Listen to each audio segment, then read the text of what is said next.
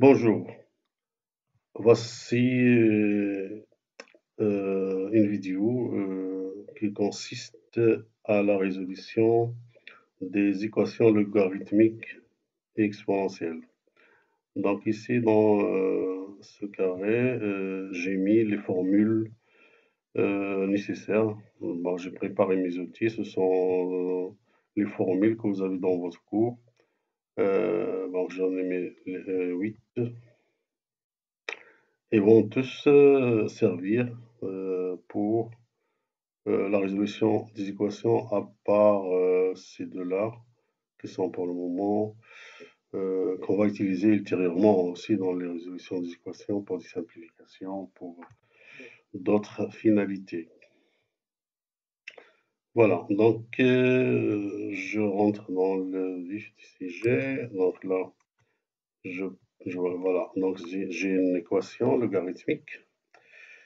Et pour résoudre une équation logarithmique, sachant que le logarithme est défini dans R plus 0, ça veut dire le logarithme de n'importe quelle base, il ne peut accepter que les nombres strictement positifs. Donc, dans un logarithme, vous ne pouvez mettre que des nombres strictement positifs. Et donc, finalement, je suis obligé de déterminer le domaine de résolution, donc le domaine dans lequel je résous mon équation. Et donc là, je vois que je suis face à une condition d'existence de cette fonction, donc de la fonction log base 2 de 2x moins 1. Et donc cette condition d'existence, je vais la déterminer.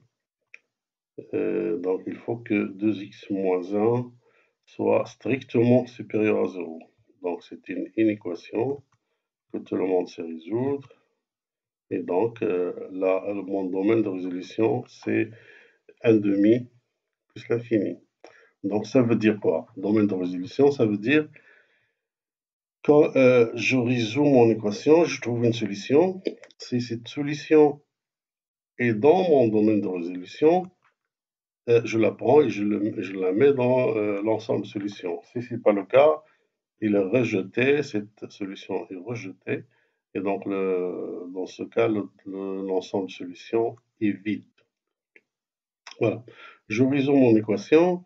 Alors, pour résoudre mon équation, j'ai bien dit que je vais utiliser ces formules. Donc, quelle formule qui va me servir pour résoudre mon équation? Alors là, je vois que la formule qui va m'aider, c'est celle-ci, c'est la 6. Donc, cette formule-là, elle provient du fait que la fonction logarithmique de base a est croissante quand la base est supérieure à 1. Donc, c'est la définition de la croissance. Donc, elle est croissante et donc j'ai cette formule. Donc ici, vous voyez que x inférieur ou égal, donc il y a aussi l'égalité, équivalent à log base a, log base a de x inférieur ou égal à log base a de y. Donc ça veut dire si je prends deux réels dans un ordre, leurs images sont dans le même ordre. Ça, c'est la définition de la croissance. Il y a aussi l'égalité, donc si x est égal à y, ceci est équivalent à log base a de x est égal à log base a de y. C'est ce que je vais utiliser ici. Et donc, je pars de cette partie-là. Log base a de x. Mon x ici, c'est 2x moins 1. De l'autre côté, je dois avoir log base a de quelque chose. Mais ici, j'ai 0. Donc, je dois transformer ce 0 en log base a. Mon a ici, c'est 2. Donc, je dois transformer 0 en log base 2 de quelque chose. Donc, vous savez déjà que le 0 il correspond à log base a de 1. Mais quand même, je vais, vous diriger directement vers la formule qui va vous aider à le faire. Donc, c'est cette formule-là. Formule 2, vous voyez qu'il transforme un réel, donc là j'ai un réel, qui est transformé en logarithme. un réel, n'importe quel réel, vous prenez n'importe quel réel, vous pouvez le transformer en logarithme. Bien. Et donc là, le 0, donc mon x, c'est le 0. Je remplace x dans cette formule par 0. J'obtiens quoi? 0 égale log base a de 0, de a exposant 0. D'accord? Déjà, a exposant 0, c'est 1. Et le a que j'ai ici, dans ce cas, dans mon équation, c'est 2. Et donc, j'aurai ici 0 est égal à log base 2 de 1. Et donc là, je remplace 0 par log base 2 de 1. C'est ce que je vais faire. Voilà, donc 0 est remplacé par log base 2 de 1.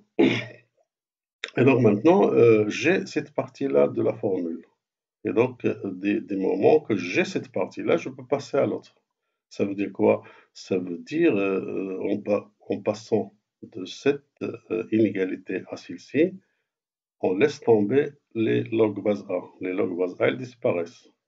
C'est ce que je vais faire là. Log base 2 de ce côté-là et de ce côté-là, ils vont disparaître. Et donc, l'équation logarithmique est réduite à une équation linéaire normale que tout le monde sait résoudre, bien sûr. Et je viens jusque-là. Hein. X est égal à 1. Là, je dois m'arrêter et me retourner vers mon ensemble de résolution. Est-ce que 1, vérifier les conditions d'existence. 1, est-ce qu'il est supérieur à 1,5? Oui, donc je le mets dans mon ensemble de solutions.